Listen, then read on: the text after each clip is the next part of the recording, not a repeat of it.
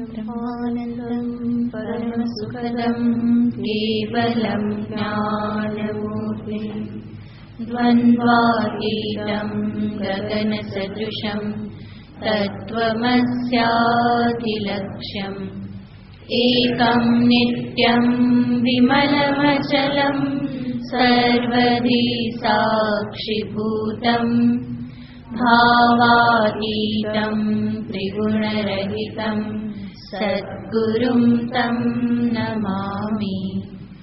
ॐ पार्थाय प्रतिबोधितां भगवता नारायणेन स्वयं व्यासेन ग्रथितां पुराणमुनिना मध्ये महाभारतम् अद्वैतामृतवर्षिणीं भगवतीम् अष्टादशाध्यायिनीम् अम्ब त्वामनुसन्दधामि भगवद्गीते भवद्वेषिणीम् यं ब्रह्मा वरुणेन्द्ररुद्रमरुतः स्तुन्वन्ति दिव्यैस्तवैः वेदैः साङ्गपदक्रमोपनिषदैः गायन्ति यं सामगाः ध्यानावस्थिततद्गतेन मनसा पश्यन्ति यं योगिनः यस्यान्तं न विदुःसुरासुरगणा देवाय तस्मै नमः। यस्यान्तं न विदुःसुरासुरगणा देवाय तस्मै नमः।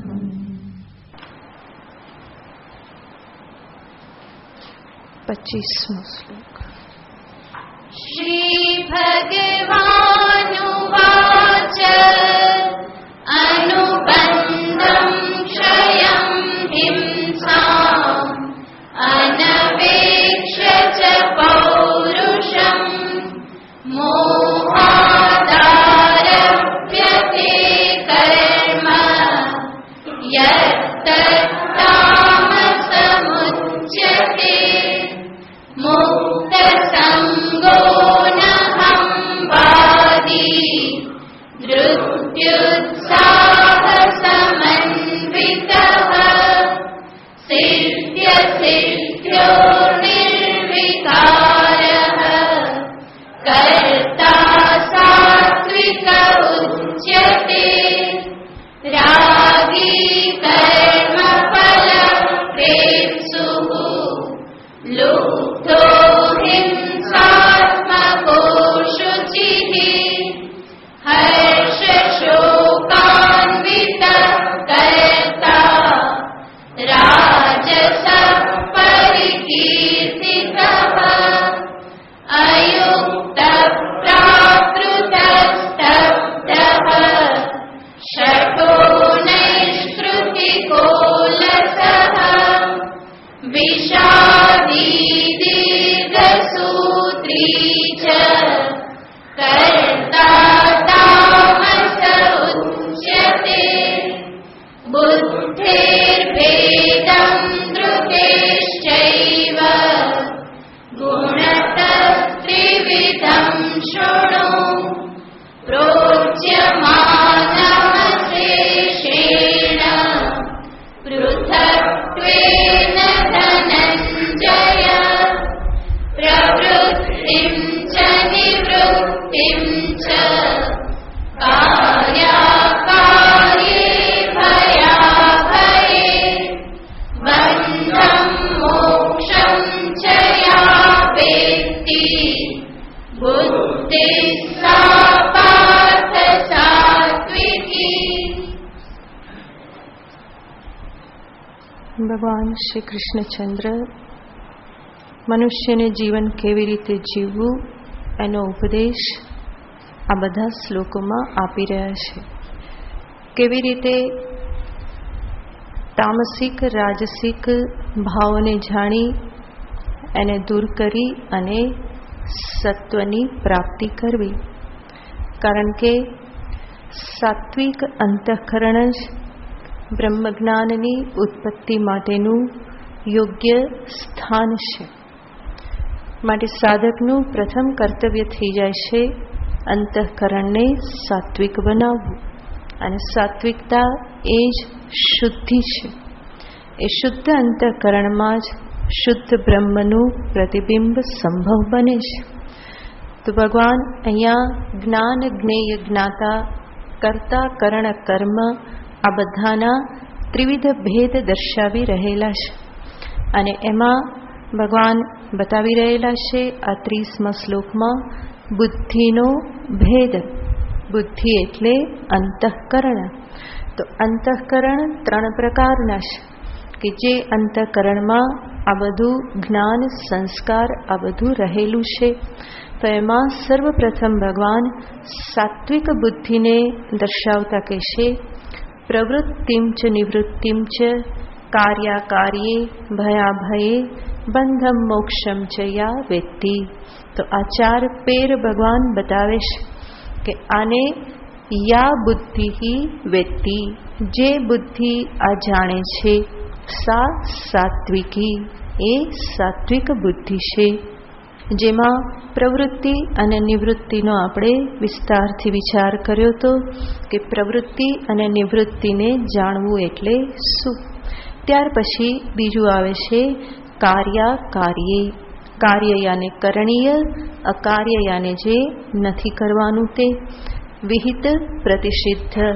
કાર્ય શું છે તો કે જે શાસ્ત્ર વિહિત છે, અને અકાર્ય શું છે જે શાસ્ત્રથી વિહિત નથી પરંતુ નિષિદ્ધ છે. તો એને કાર્ય અને અકાર્ય કહેવામાં આવે. શું કરણીય અને શું ન કરણીય આ પણ બુદ્ધિ નિશ્ચય કરે છે. જરૂર એ શાસ્ત્ર દ્વારા નિશ્ચિત છે, પરંતુ દરેક વખતે શાસ્ત્ર જોવા જવાતું નથી. તો મનુષ્યની બુદ્ધિ અનેક વખત નિર્ણય કરે છે વિચાર કરીને કે શું કાર્ય છે અને શું અકાર્ય છે. જો એને એ યથાયોગ્ય રીતે જાણી અને નિશ્ચય કરે, શાસ્ત્રને અનુરૂપ નિશ્ચય કરે, તો એ બુદ્ધિ કેવી કહેવાય? સાત્વિક બુદ્ધિ કહેવાય. જાણવા ન જાણવા છતાં પણ શાસ્ત્રની આજ્ઞા શું છે એ ખ્યાલ ન હોય, અને છતાં પણ મનુષ્ય વિચાર કરી અને કોઈક નિર્ણય પર પહોંચે, અને એ નિર્ણય જો શાસ્ત્રને અનુરૂપ હોય તો એવો નિર્ણય કરનારી બુદ્ધિ એ કેવી કહેવાય? સાત્વિકી બુદ્ધિ. અને એવી જ રીતે ન કરવા જેવામાં એ નિશ્ચય કરે કે આ યોગ્ય નથી, કે જે શાસ્ત્ર પણ સ્વીકારતું નથી, તો એવો નિર્ણય કરનારી બુદ્ધિ સાત્વિક બુદ્ધિ કહેવાય. તો જે કાર્ય અને અકાર્યને યથાયોગ્ય રીતે જાણે છે એવી બુદ્ધિને ભગવાન કહેશે સાત્વિકી. આગળ કહેશે ભયાભયે. જે ભય અને અભયને જાણે છે.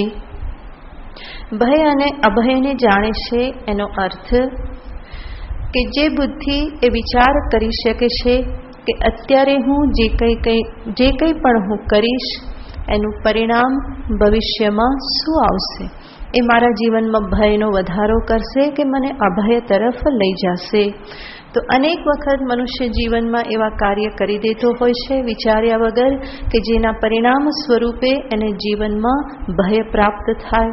પરંતુ સાત્વિક બુદ્ધિ આ પ્રમાણે પરિણામ સ્વરૂપ ભયને જાણીને એ કાર્યથી એ નિવૃત્ત થઈ જાય છે. અવિચારના પરિણામે અનેક વખત કંઈક બોલી દેવામાં આવે, કંઈક કરી નાખવામાં આવે, કંઈક એવા સંબંધો બાંધી નાખવામાં આવે કે જેનું પરિણામ શું હોય તો કે ભય હોય. પહેલાં કરી નાખે અને પછી ડરે.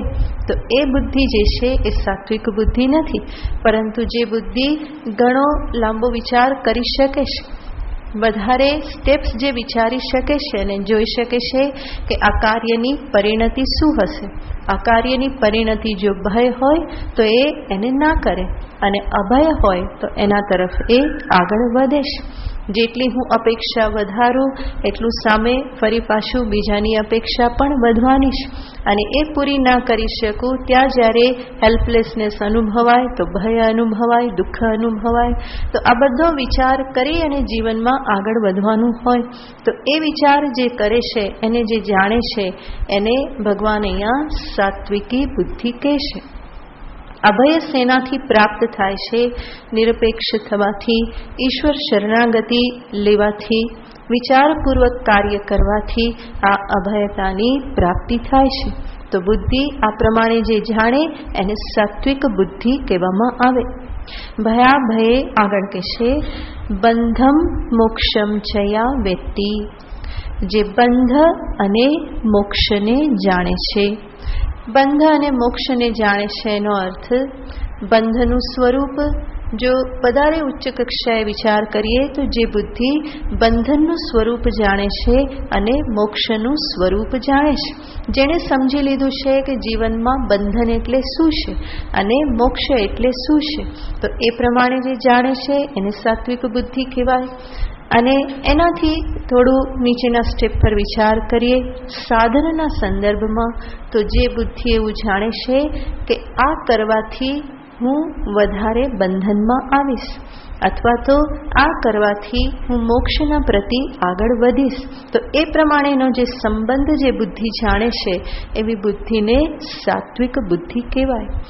હું એવી રીતે કર્મ કરું, એવી રીતે વ્યવહાર કરું, એવી રીતે વાણીનો પ્રયોગ કરું કે જેથી કરીને હું જીવનમાં વધારે બંધન ઊભા ન કરું, એવી રીતે સમજી વિચારીને વ્યવહાર કરું કે જેથી કરીને ખોટી ખોટી જવાબદારીઓ અને માથા ઉપર બોજો બધો વધતો ના જાય, પરંતુ એવી બુદ્ધિ સાથે, એવા વિવેક સાથે હું વ્યવહાર કરું કે જેથી કરીને દિવસે દિવસે એ બધો બોજો ઓછો થતો જાય અને હું મારા કલ્યાણને અર્થે મારા જીવનમાં સમય પ્રાપ્ત કરી શકું, જેથી મોક્ષ માર્ગે હું આગળ વધી શકું. આવું જે વિચારી શકે એવી બુદ્ધિને ભગવાન અહીંયા સાત્વિકી બુદ્ધિ કહે છે. તો આ રીતે આ બુદ્ધિના વિભાગ ભગવાને અહીંયા દર્શાવ્યા, સાત્વિક બુદ્ધિ. હવે પછી ભગવાન રાજસિક બુદ્ધિને બતાવે છે. આગળનો શ્લોક યયા ધર્મમ ધર્મમ ચ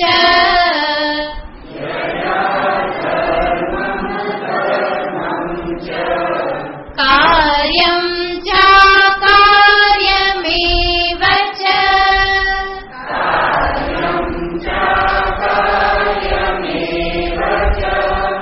અયથાવત પ્રજાનાતિ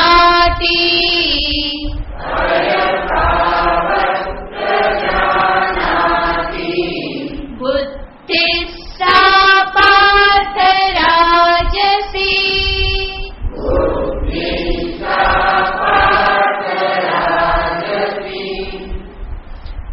સા બુદ્ધિ રાજસી. હે પાર્થ, આ રાજસિક બુદ્ધિ છે. કઈ? યયા ધર્મમ અધર્મમ ચ કાર્યમ અકાર્યમ ચ અયથાવત પ્રજાનાતિ.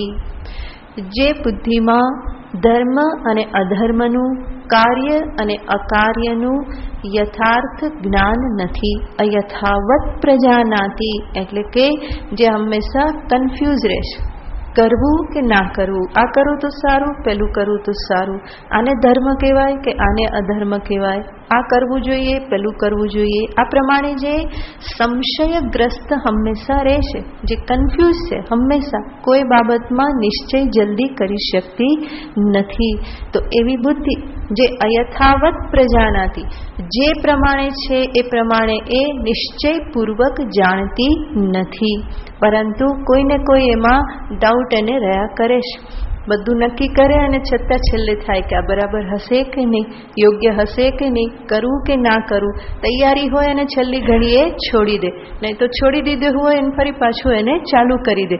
તો આવી રીતનું જીવનમાં ચાલ્યા જ કરતું હોય. અનેક વિષયના સંદર્ભમાં અનેક પ્રસંગોએ મનુષ્ય આ પ્રમાણે ડામાડોળ થઈને રહેતો હોય છે. એ છેલ્લી ઘડી સુધી નિશ્ચય કરી શકતો નથી કે શું કરવું, અને પછી છેલ્લી ઘડીએ જે મનમાં આવ્યું તે કરી નાખે. ચલો હવે કંઈ બહુ વધારે વિચાર કરવો નથી, કરો જે થશે તે થશે.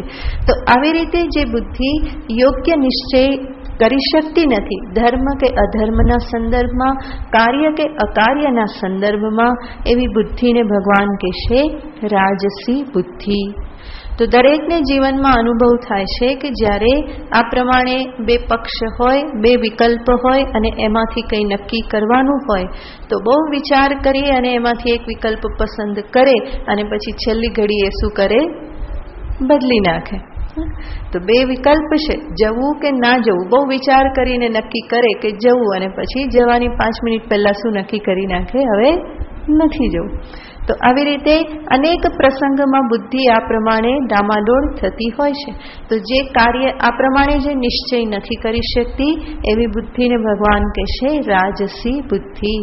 જેના અંતરમાં એ નિશ્ચય નથી થતો, સ્પષ્ટ રૂપે જેને ભાન નથી થતું કે આ જ કરણીય છે અને આ અકરણીય છે, આ ધર્મ છે આ અધર્મ છે, એવું યથાવત ભાન નથી થતું. આ યથાવત ભાન જે બુદ્ધિમાં થયા કરે છે એને ભગવાન રાજસી બુદ્ધિ કહે છે. તો આ બધી વાત ભગવાન આપણા જ મનની વાત કરી રહેલા છે અને એટલે આપણે જ્યારે અવલોકન કરીએ તો આપણને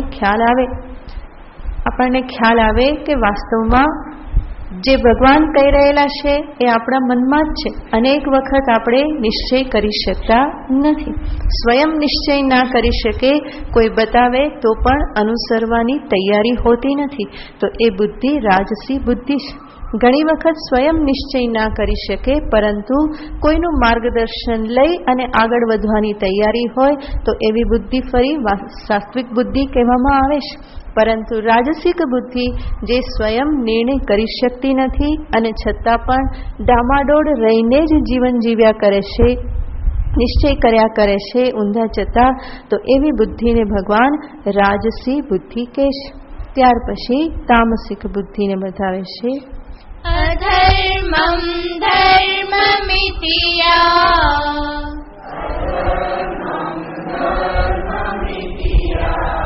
મન્યતે તમસાવૃતા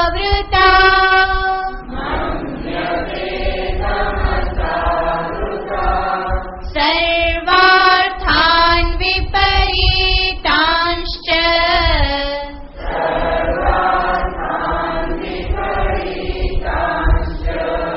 બુદ્ધિસ્સા પાર્થ તામસી.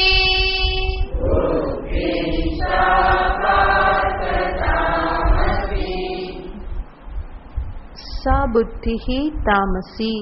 આ બુદ્ધિ તામસિક બુદ્ધિ છે. કઈ બુદ્ધિ? તમસાવૃતા. તમસાવૃતા જે તમો ગુણથી આવૃત થઈ ગયેલી છે અને એના પરિણામે જેનું જ્ઞાન કેવું છે, અધર્મમ ધર્મ ઇતિ મન્યતે. જે અધર્મને ધર્મ માને છે, અકાર્યને કાર્ય માની લેશે, અભયને ભય માની લેશે અથવા તો ભયને અભય માની લેશે. તો આવા પ્રકારની જે બુદ્ધિ એને ભગવાન તામસિક બુદ્ધિ કહે છે. એનો અર્થ શું? તો કે જે બધું ઊંધું બતાવે છે હોય એના કરતા વિપરીત જ બતાવે. સર્વ અર્થાન વિપરીતાન મન્યતે. બધાને જે વિપરીત માને છે, ઉલટું જ માને છે. ધર્મને અધર્મ માને, અધર્મને ધર્મ માને. તો આવા પ્રકારની બુદ્ધિ તામસિક બુદ્ધિ છે. તો સાત્વિક બુદ્ધિ કઈ? તો કે જે યથાવત જણાવે, જેવું છે એવું જણાવે. રાજસિક બુદ્ધિ કઈ? જે ટામાડોળ રાખે. અને તામસિક બુદ્ધિ શું? વિપરીત જ બતાવે.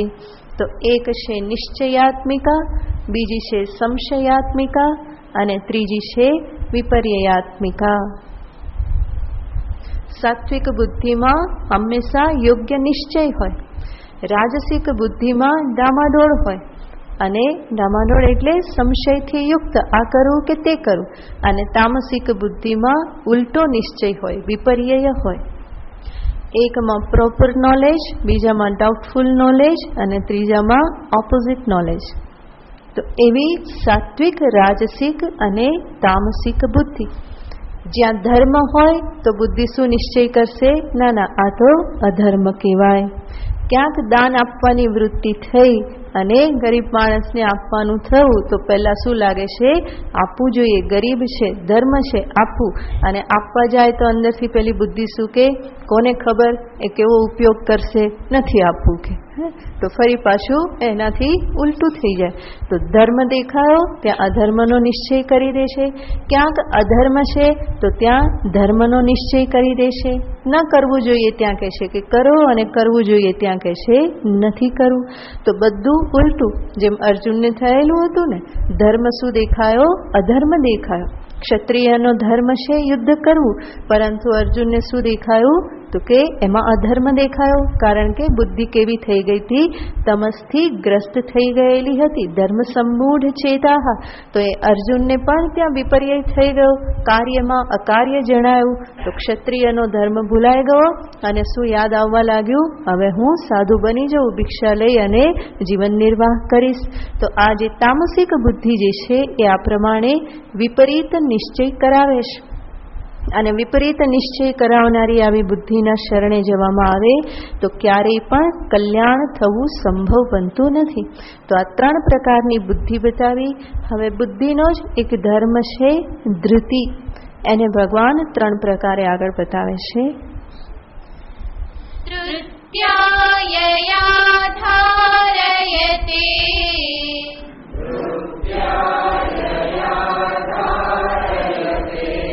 मन प्राणेन्द्रिय क्रियाः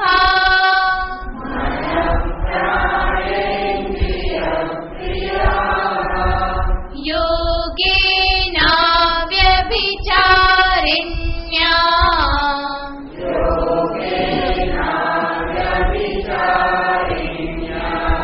धृतिः सा पार्थ सात्विकी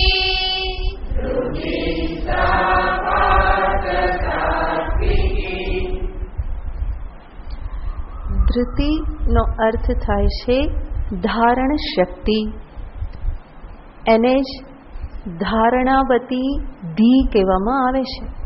ધારણાથી યુક્ત એવી બુદ્ધિ, ધારણ શક્તિથી યુક્ત એવી બુદ્ધિ એને કહેવાય છે ધૃતિ.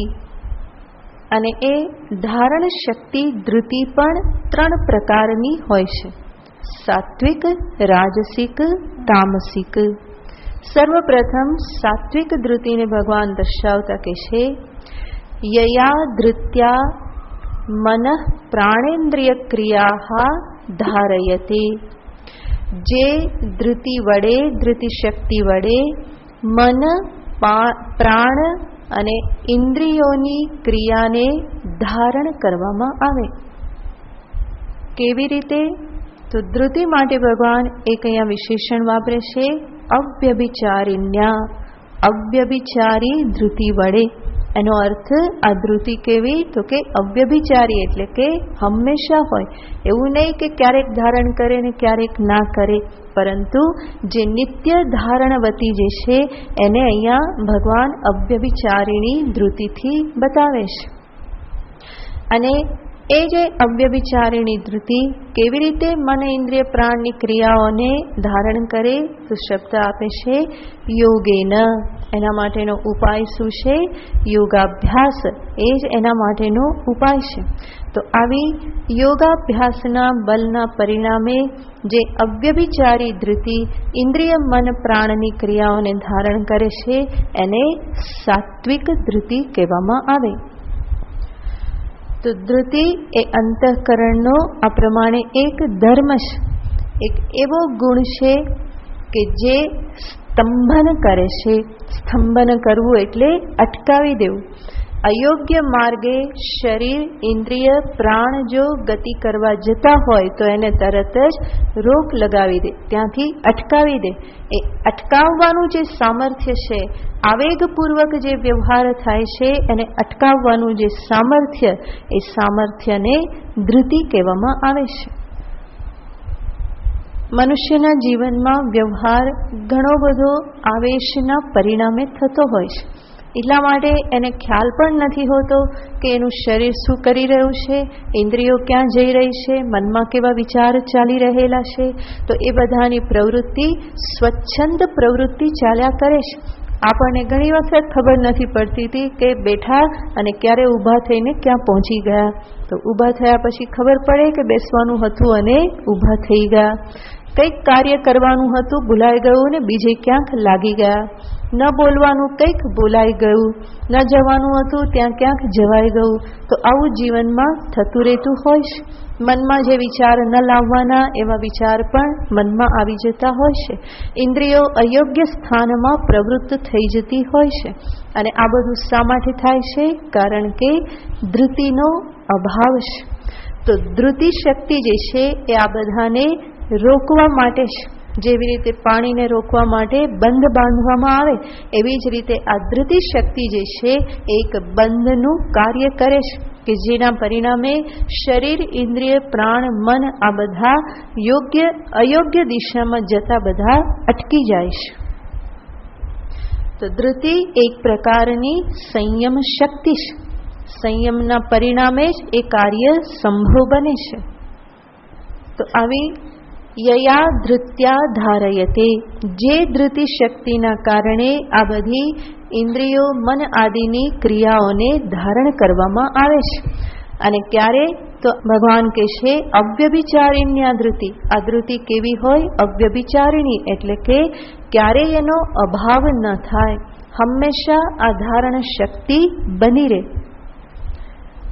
નહીં તો થાય શું કે મનુષ્ય એક દિવસ ઉપવાસ કરે અને બીજે દિવસે 2 દિવસનું સાથે ખાઈ લે. તો એક દિવસનો ઉપવાસ કર્યો અને એ જે ધૃતિ શક્તિ, ભગવાન એને સાત્વિક ધૃતિ કહેતા નથી, પરંતુ સાત્વિક ધૃતિ કેવી? અવ્યભિચારિણી ધૃતિ, જે ક્યારેક ક્યારેક રોક લગાવે, ક્યારેક સંયમ ધારણ કરે એવી ધૃતિ નહીં, પરંતુ જે નિત્ય આ પ્રમાણે સ્તંભન કરે, અયોગ્ય માર્ગે જતી આ ઉપાધિને જે હંમેશા રોકવાનું કાર્ય કરે. તો અવ્યભિચારિણ્યા, જે હંમેશા વદન વ્યવહાર, દર્શન વ્યવહાર, શ્રવણ વ્યવહાર આ બધામાં જે હંમેશા સંયમ ધારણ કરે છે. તો આજે મૌન રાખ્યું અને બીજે દિવસે 2 દિવસનો કોટા પૂરો કર્યો. તો આજની જે ધૃતિ એ ભગવાન સાત્વિક ધૃતિ કહેતા નથી. તો આગળ પાછળ બધું પૂરું કરી દેવામાં આવે અને વચ્ચે થોડી વાર રહેવામાં આવે તો એ ના ચાલે. આજે મૌન રાખવાનું છે, માટે ગઈકાલે રાત સુધી બકબક બકબક અને બીજે દિવસે ખુલે ત્યાર પછી બીજા બધાનું માથું દુખે ત્યાં સુધી બોલવાનું. તો ભગવાન એને સાત્વિક ધૃતિ કહેતા નથી.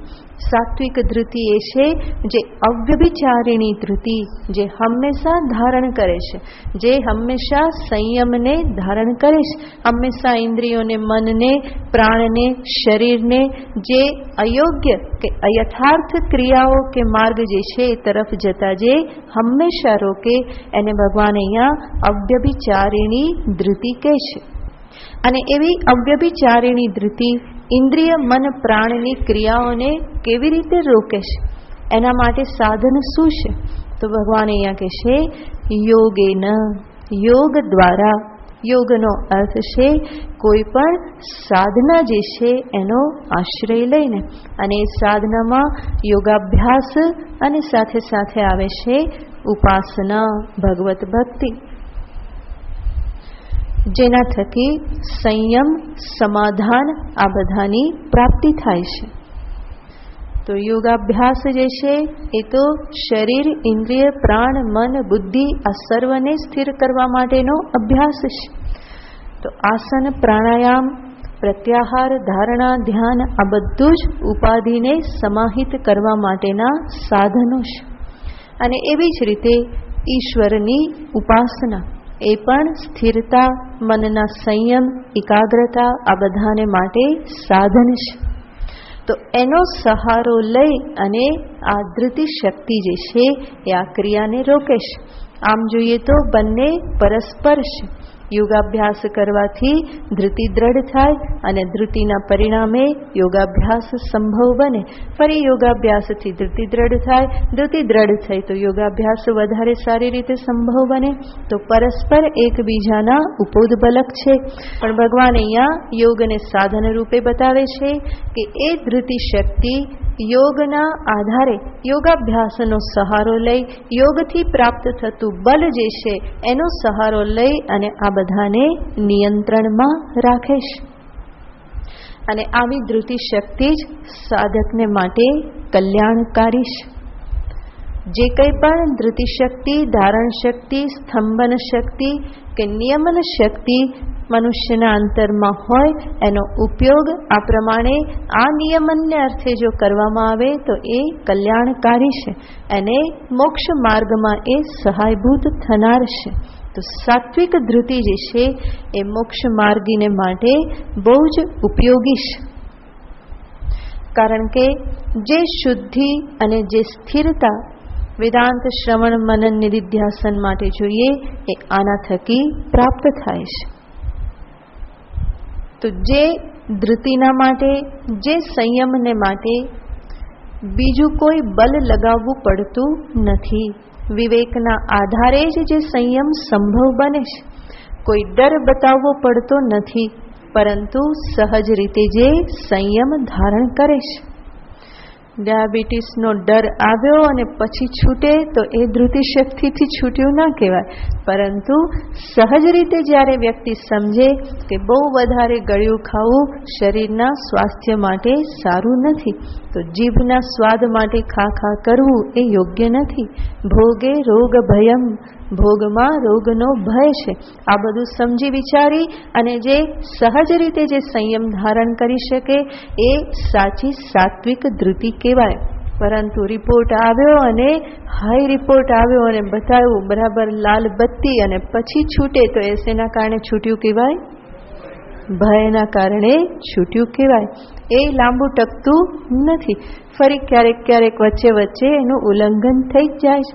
થોડુંક ઓછું ગયું તો ફરી પાછું ખાવાનું શરૂ, અથવા તો છુપાઈને ખાવાનું અનેક વખત મન થઈ જાય છે. તો એ સાચી સાત્વિક ધૃતિ શક્તિ નથી, પરંતુ ધૃતિ શક્તિ કે જે અવ્યભિચારિણી છે, સહજ રીતે વિવેક કરીને વિવેકના પરિપાકે જે સંયમ ધારણ કરાવી શકે છે, એ ધૃતિ શક્તિ સાત્વિક ધૃતિ છે. આગળ રાજસિક ધૃતિને કહેશે यया तु धर्म कामार्थान्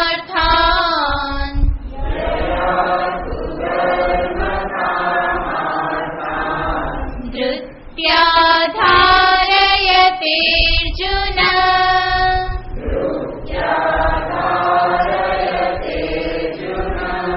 प्रसंगेन फलाकांक्षी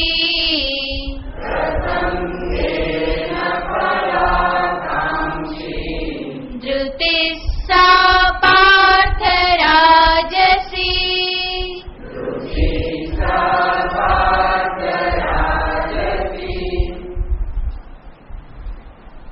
सा धृति ही राजसी, એ રાજસિક ધૃતિ છે.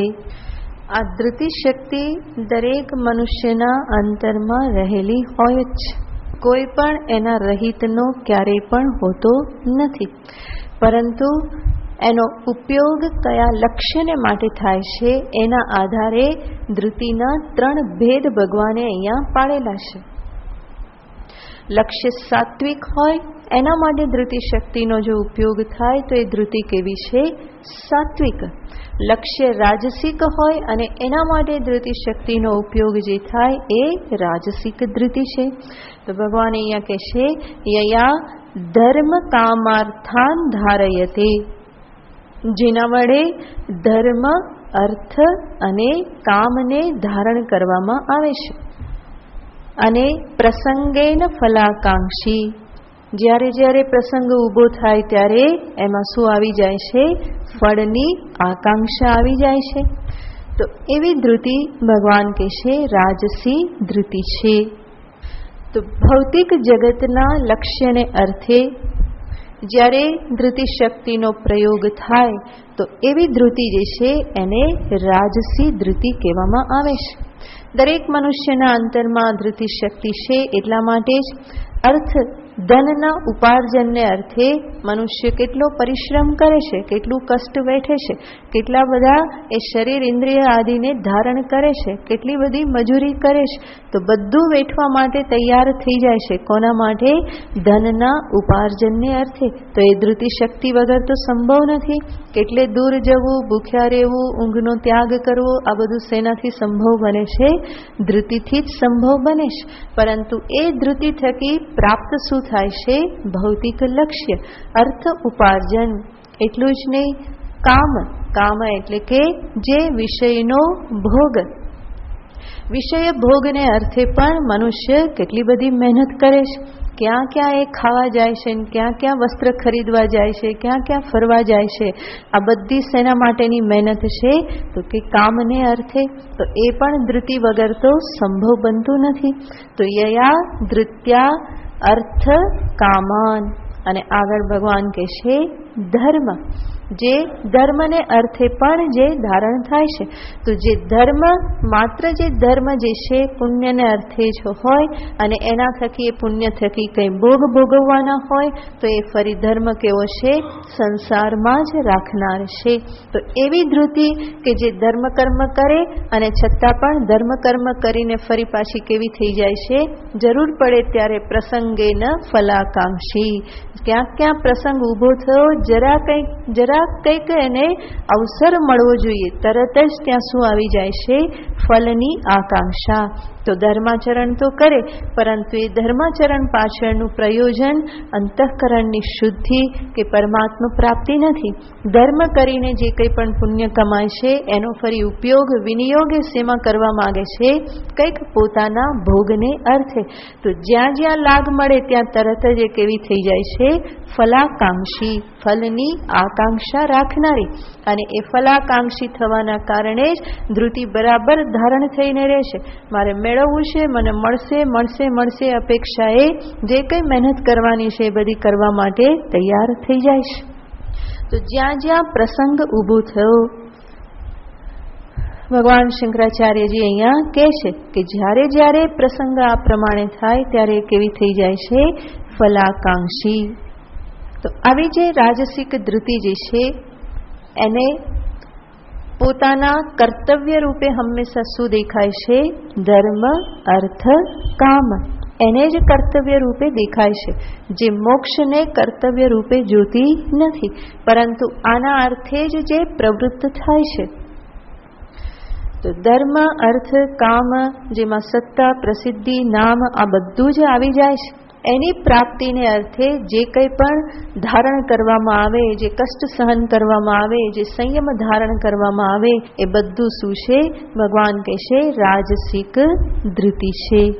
છેલ્લે તામસિક ધૃતિને કહેશે યયા સ્વપ્નમ ભયમ શોકમ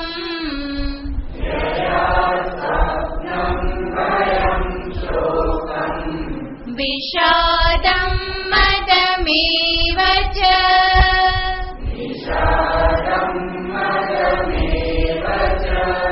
ન વિમુંચતિ દુર્મેધા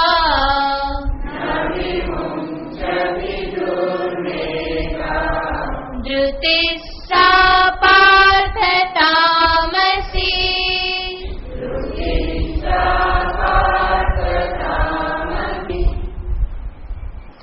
યયા સ્વપ્નમ ભયમ શોકમ વિષાદમ મદમેવ ચ ન વિમુંચતિ. તામસિક ધૃતિને ભગવાન દર્શાવતા કહે છે ધૃતિ એટલે ધારણ કરી રાખવું, પકડી રાખવું. જેમ સાત્વિક ધૃતિ એટલે શું જોયું? જે શરીર, ઇન્દ્રિય, મનને જે પકડી રાખે છે, ખોટા માર્ગે જતા જે પકડી રાખે છે. તો આ જે તામસિક ધૃતિ જે છે એ પણ શું છે? પકડી રાખે છે. પરંતુ કોને પકડી રાખે છે? સ્વપ્નમ. સ્વપ્ન એટલે નિદ્રા, ઊંઘવાનું જે છોડતી નથી. તો સ્વપ ધાતુ પરથી આ શબ્દ આવ્યો છે જે નિદ્રાના અર્થમાં વપરાય છે. તો નિદ્રા, ભયમ, ભયને છોડવા તૈયાર નહીં, શોકને ના છોડે, વિષાદને ન છોડે, અને આ બધું હોવા છતાં પણ ફરી અંદર તો મદ પણ ભરેલો છે. તો એ મદને પણ જે નવી મુંચતી એને છોડવા માટે તૈયાર થતી નથી. તો એવી જે દુર્મેધાહા એટલે કે જે કુત્સિત મેધા, ખોટી મેધા, ખોટી બુદ્ધિ. અહીંયા દુર્મેધાહા મનુષ્યને માટે વિશેષણ છે. જેની દુષ્ટા મેધા, ખોટી દુષ્ટ જેની બુદ્ધિ, ધૃતિ બુદ્ધિ છે એવી વ્યક્તિ. તસ્ય ધૃતિ તામસી મતા, એની આવી આ જે ધૃતિ જે છે એને તામસિક ધૃતિ કહેવામાં આવેલી છે. તો તામસિક ધૃતિ શું પકડી રાખે છે? સર્વપ્રથમ કે છે સ્વપ્નમ. સ્વપ્ન એટલે નિદ્રા, અને નિદ્રા જ્યારે વધે તો એની સાથે સાથે આલસ્ય, પ્રમાદ આ બધું પણ લઈ લેવાનું. તો નિદ્રા, આલસ્ય, પ્રમાદ આ બધાને જે છોડવા માટે તૈયાર નથી. એમાં થોડુંક કંઈક આડાઅવળું થાય તો આખો દિવસ બગડી જાય કે. તો એવી રીતની જે નિદ્રાને છોડવા માટે તૈયાર નથી. જરૂર આવશ્યક નિદ્રા લેવાની જ હોય, પરંતુ એનાથી વધારે પણ પડ્યા રહેવાની જે ઈચ્છા થાય તો એ કોઈ રીતે યોગ્ય નથી. સૂર્યનો પ્રકાશ આવે અને એનો જો આદર કરવામાં ન આવે તો ક્યારેય પણ જીવનમાં જ્ઞાનના પથે આગળ વધી શકાય નહીં. જે પ્રકાશનો અનાદર કરે એ જ્ઞાન કેવી રીતે પ્રાપ્ત કરી શકે? તો એ જે સ્વપ્ન, નિદ્રાને છોડવા તૈયાર નથી, ભગવાન કહેશે એવી ધૃતિ શું કામની? આવી જે ધૃતિ જે છે એ સંસાર બંધનને વધારે દ્રઢ કરનારી છે, અને એટલા માટે એને તામસી ધૃતિ કહેવામાં આવેલી છે. તો જે નિદ્રાને છોડવા માટે તૈયાર નથી. બીજું જે થવું હોય તે થાય, પરંતુ આ તો હું ના છોડું. મોક્ષ મળવો હોય તો મળે, ધન મળવું હોય તો મળે, પરંતુ મને પહેલા શું મળવું જોઈએ? ઊંઘવાનું મળવું જોઈએ. ઘણા બધા કે ખાવાનું નહીં મળે તો ચાલશે, પરંતુ ઊંઘવા તો બરાબર જોઈએ. તો એવી જે નિદ્રા જે છે એ નિદ્રાને પકડી રાખનારી જે ધૃતિ એને તામસી ધૃતિ કહેશે. બીજું કહેશે ભયમ, જે ભયને પકડી રાખે. એક તો કામ બધા ઉલટા કરે, પછી ભય લાગે, બીક લાગે. અને બીક લાગે, ભય લાગે ત્યારે એને સમજાવવામાં આવે કે જો આવા કામ કરો છો માટે એનું આ પરિણામ આવે છે, તો આ કરવાનું છોડો. પણ એ કરવાનું નહીં છોડે અને ફરી પાછું એ જ રોતા રોતા આવવાનું, ફરી એ જ ગીત ગાવાના, એ જ ગુણગાન ગાવાના કે આવું છે, આવું છે, આવું છે, બીક લાગે છે, આમ થાય છે, આમ થાય છે. તો એનો કોઈ અર્થ નથી. વ્યવહાર યોગ્ય રીતે કરવામાં ના આવે તો જીવનમાં પગલે પગલે ભય પ્રાપ્ત થવાનો જ છે. પરંતુ આવી જે ધૃતિ જે હોય છે એ આ ભયને પણ છોડવા માંગતી નથી. ભયભીત થઈ હંમેશા કોઈની પાસે જવા માંગે છે અને એની પાસેથી ફરી એ કોઈને કોઈ સિમ્પથી, દયા એની પાસેથી હંમેશા યાચના કરવા માંગે છે.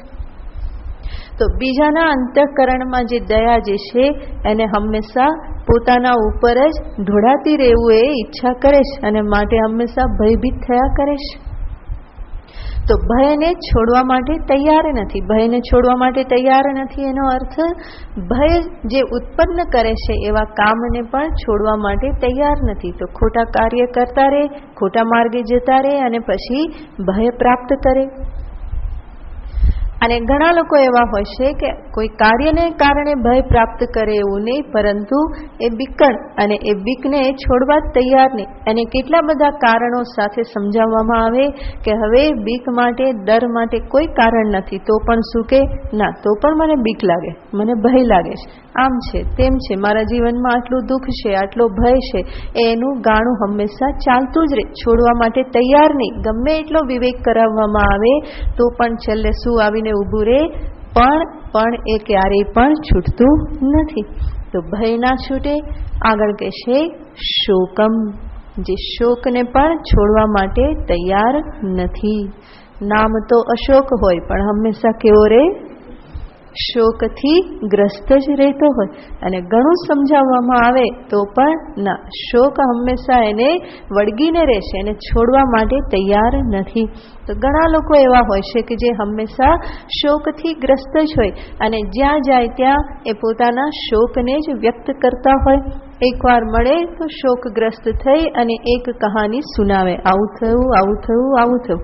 બીજે દિવસે સ્ટોરી બદલાઈ જાય, પરંતુ શોક તો કેવો રે, એવો ને એવો જ રે. આમ છે તેમ છે, ફરિયાદોથી હંમેશા યુક્ત હોય, આમ કરે છે, પેલું આમ કરે છે, માટે મને આમ થાય છે. તો શોકથી હંમેશા ગ્રસ્ત. શોકસ્થાન સહસ્રાણી ભયસ્થાન શતાની ચ દિવસે દિવસે આવિશંતિ મૂઢાહા ન પંડિતાહા. જે મૂઢ પુરુષ, આવી તામસી ધૃતિવાળી જે વ્યક્તિ જે છે એ રોજ રોજ શોકને પ્રાપ્ત કરે છે.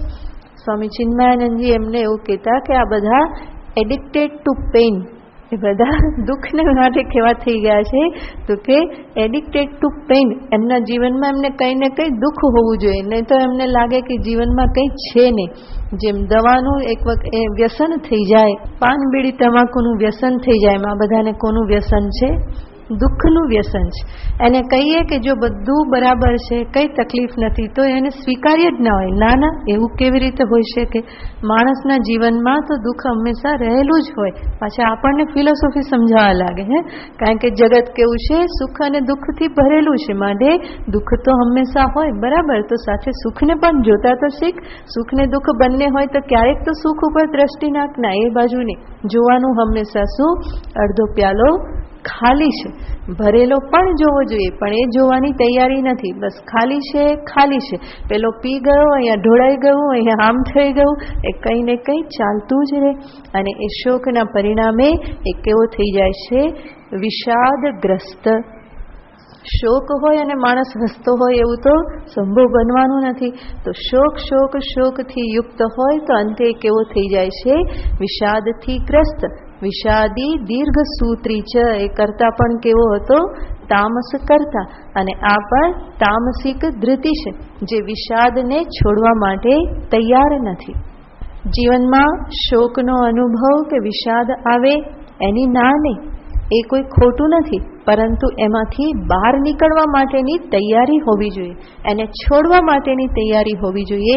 અર્જુન પણ શોકગ્રસ્ત થયા, વિષાદગ્રસ્ત થયા, પરંતુ જ્યારે વિષાદ આવ્યો તો ભગવાનના શરણે ગયા અને એમાંથી બહાર નીકળવા માટેનો ઉપાય પૂછ્યો કે મને આમાંથી બહાર કાઢો, જે કલ્યાણકારી હોય તે મને કહો.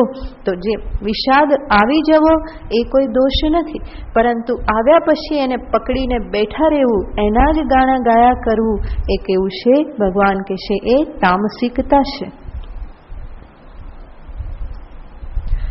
એટલે જ ગયે વખતે આપણે જોયેલું હતું કે કેટલાક લોકો એટલા બધા વિષાદગ્રસ્ત હોય કે એની હાજરીમાં બીજાને પણ હસવાની તકલીફ થાય, હે ને? એમના વિષાદનો પ્રભાવ એટલો બધો હોય તો આખું વાતાવરણ કેવું થઈ જાય? વિષાદગ્રસ્ત, જાણે કે ઉપર બધું જ છવાઈ ગયેલું છે. પેલો બિચારો પ્રસન્ન રહેતો હોય એને પણ વિચાર કરવો પડે કે હસું કે ના હસું. એ સામે મળે ને તોય હસીને પૂછવામાં એને વિચાર કરવો પડે, કારણ કે મોઢું જેવું સોગ્યું લઈને સામે આવે તો એને હસતા હસતા પૂછાય નહીં કે ભાઈ કેમ છો ભાઈ તમે, એવું ના પૂછાય. એને પૂછવું પણ કેવી રીતે પડે? સામેની વ્યક્તિએ પણ વિષાદથી યુક્ત થઈને પૂછવું પડે, નહીં તો એને થાય કે હું આટલો દુઃખમાં છું ને તમે હસો છો. તો આવું કેવી રીતે કરાય? તો આ બધે એવા વિચારો ધારણ કરે છે કે જેના પરિણામે સ્વયંનું જીવન તો શોક અને વિષાદથી ભરપૂર છે. આજુબાજુ પણ એ શેના છાંટણા ઉડાડે છે? એના જ છાંટણા ઉડાડે છે. તો એને છોડવા માટે તૈયાર નથી. અને આવી જે વ્યક્તિઓ કે જેને આપણે કહીએ સ્ટબન છે, એકદમ જ જે ક્યાંક આમ અટકી ગયેલી છે, જરા પણ બદલવા માટે જે તૈયાર નથી, આવી વ્યક્તિઓને જીવનમાં જગાડવા માટે બહુ મોટા ફટકાઓની જરૂર પડે. નાના નાના ફટકાથી એ જાગતા નથી, માટે ભગવાન એને અનુરૂપ પછી ફટકાઓ એને આપે. ક્યારેક ને ક્યારેક તો જાગવું પડશે, ક્યારેક ને ક્યારેક તો આ બધું છોડવું જ પડશે.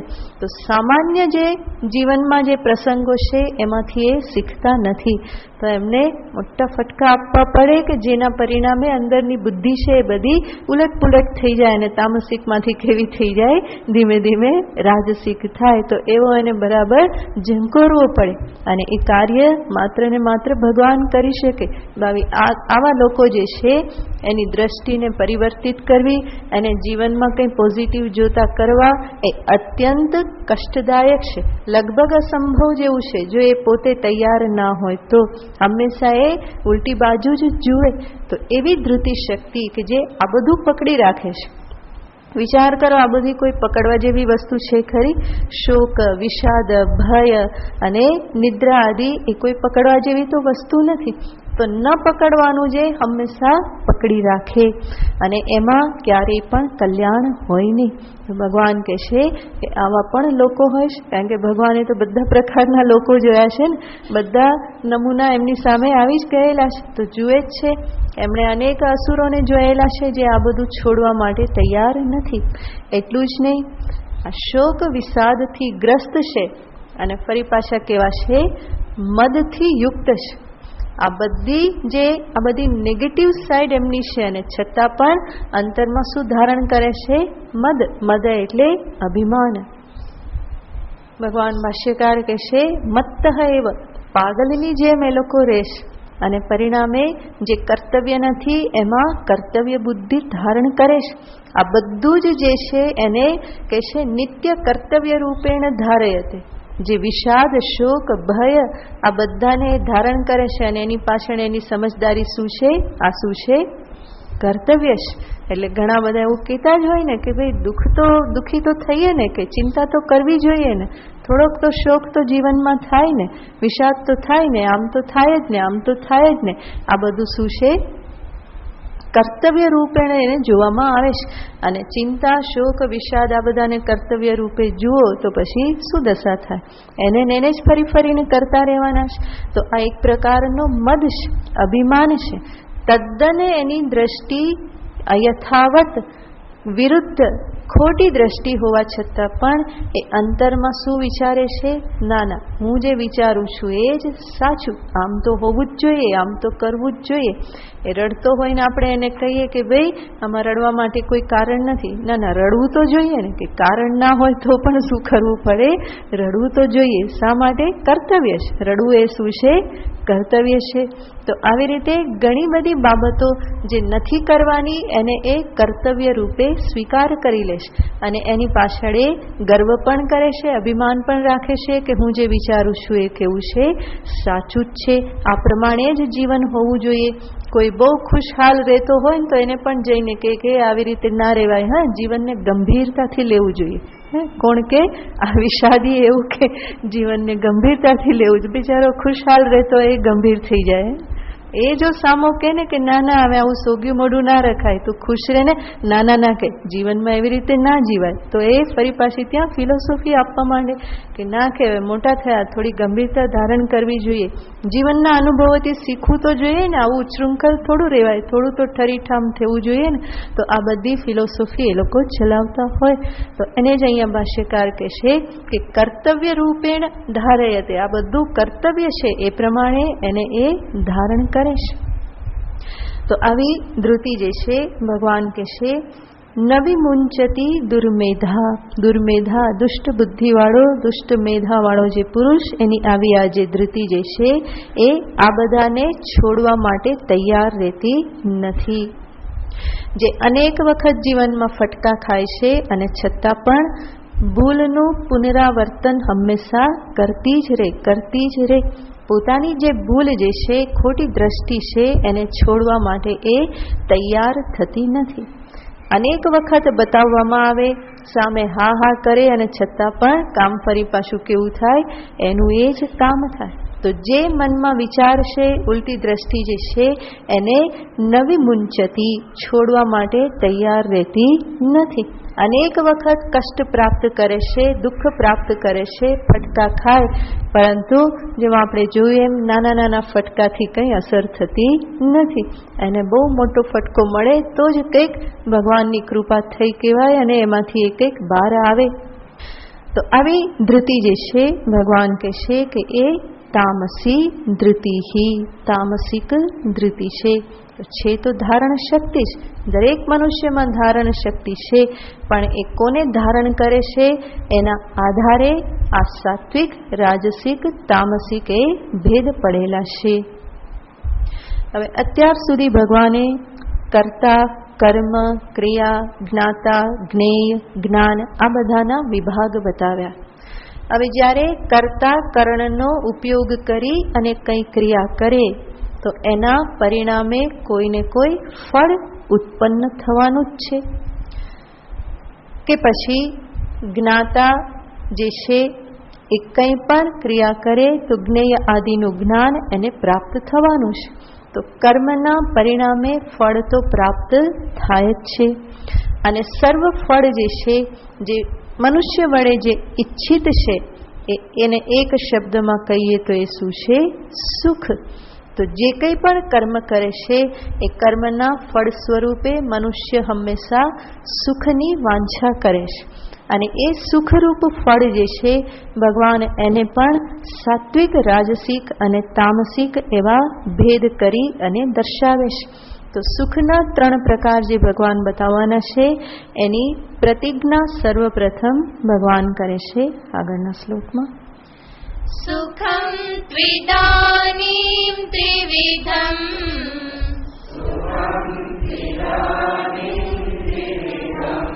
શૃણુ મે ભરતર્ષભ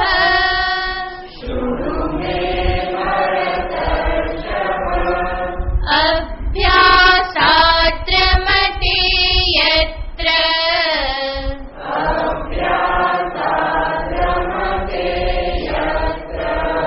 દુઃખાંતમ ચ નિગચ્છતિ.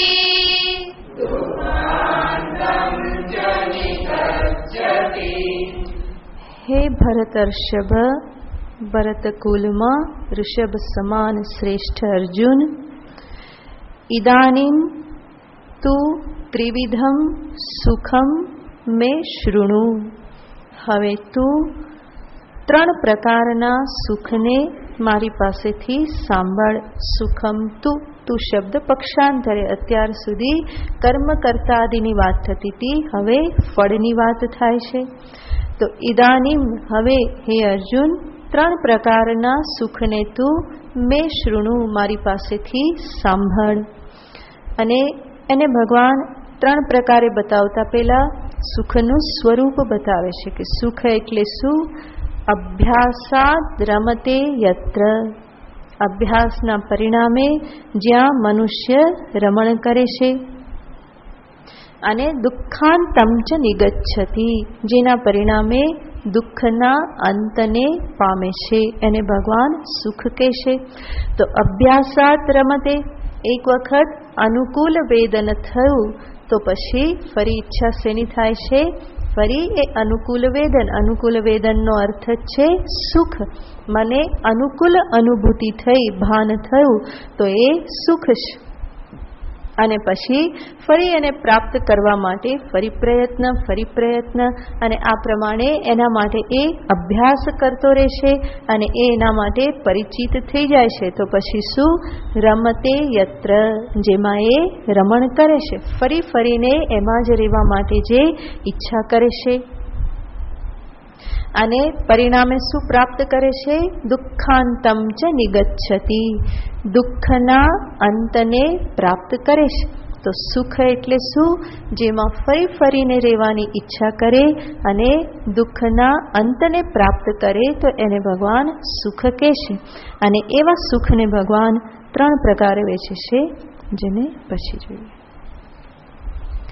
ઓમ પૂર્ણમદ પૂર્ણમિદં પૂર્ણાત પૂર્ણમુદચ્યતે પૂર્ણસ્ય પૂર્ણમાદાય પૂર્ણમેવાવશિષ્યતે. ઓમ શાંતિ શાંતિ શાંતિ. હરિ ઓમ શ્રી ગુરુભ્યો નમઃ. હરિ ઓમ. ગોવિંદ જય જય ગોપાલ જય જય. ગોવિંદ જય જય ગોપાલ જય જય. ગોવિંદ જય गोपाल जय जय गोविंद जय जय गोपाल जय जय राधा रमण हरि गोविंद जय जय राधा रमण हरि गोविंद जय जय राधा रमण हरि गोविंद जय जय राधा रमण हरि गोविंद जय जय गोविंद जय जय गोपाल जय जय गोविंद जय जय गोपाल जय जय राधा रमण हरि गोविंद जय जय राधा रमण हरि गोविंद जय जय गोविंद बोलो बोलो गोपाल बोलो गोविंद बोलो बोलो गोपाल बोलो गोविंद बोलो बोलो गोपाल बोलो गोविंद बोलो बोलो गोपाल बोलो राधा रमण हरि गोविंद बोलो राधा रमण हरि गोविंद बोलो गोविंद बोलो बोलो गोपाल बोलो गोविंद बोलो बोलो गोपाल बोलो राधा रमण हरि गोविंद बोलो राधा रमण हरि गोविंद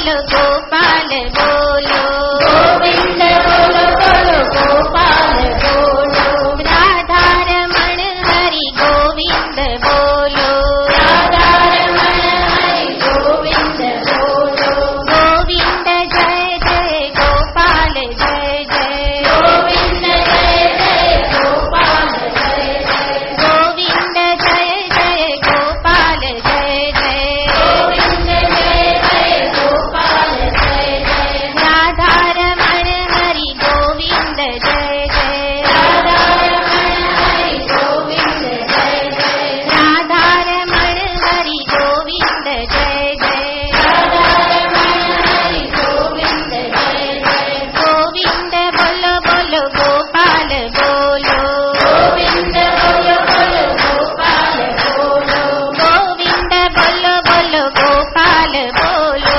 गोविंद बोलो बोलो गोपाल बोलो राधा रमण हरि गोविंद बोलो राधा रमण हरि गोविंद बोलो गोविंद जय जय गोपाल जय जय गोविंद जय जय गोपाल जय जय गोविंद जय जय गोपाल जय जय गोविंद जय जय गोपाल जय जय राधा रमण हरि गोविंद जय जय राधा रमण हरि गोविंद जय जय राधा रमण हरि गोविंद जय जय राधा रमण हरि गोविंद जय जय